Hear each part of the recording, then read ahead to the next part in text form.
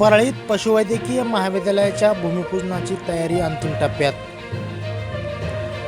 परळी तालुक्यात प्रस्तावित असलेल्या नवीन पशुवैद्यकीय महाविद्यालयाच्या भूमिपूजन सोहळ्याची तयारी प्रशासनाकडून युद्ध पातळीवर सुरू आहे.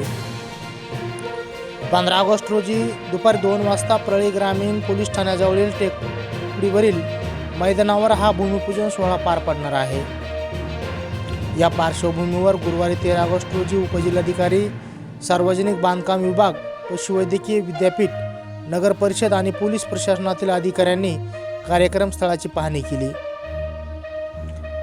कार्यक्रमासाठी बैठक व्यवस्था, वाहन पार्किंग, सुरक्षा व्यवस्था, वाहतूक नियोजन तसेच नागरिक आणि मान्यवरांसाठी आवश्यक सुविधांचा आढावा घेण्यात आला. उपमुख्यमंत्री तथा पालकमंत्री नामदार सुनेत्राताई पवार यांच्या हस्ते या पशुवैद्यकीय महाविद्यालयाचे भूमिपूजन होणार असून पशुसंवर्धन व पर्यावरण मंत्री नामदार पंकजाताई मुंडे आणि आमदार धनंजय मुंडे यांच्या प्रमुख उपस्थितीत हा सोहळा पार पडणार आहे.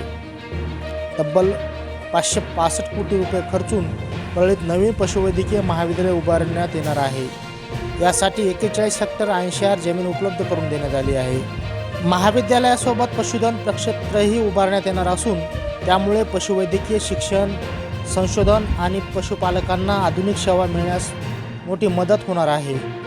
दरम्यान भूमिपूजन सोहळ्याच्या तयारीसाठी सार्वजनिक बांधकाम विभागाचे अधिकारी स्वामी हे कार्यक्रमस्थळी स्थान मांडून असून प्रत्येक व्यवस्थेची बारकाईने पाहणी करत आहेत.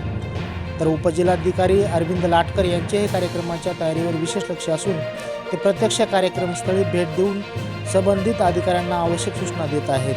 परळीच्या विकासात महत्त्वाचा टप्पा ठरणाऱ्या या पशुवैद्यकीय महाविद्यालयाच्या भूमिपूजन सोहळ्याकडे आता संपूर्ण परळीकरांचे लक्ष लागले आहे.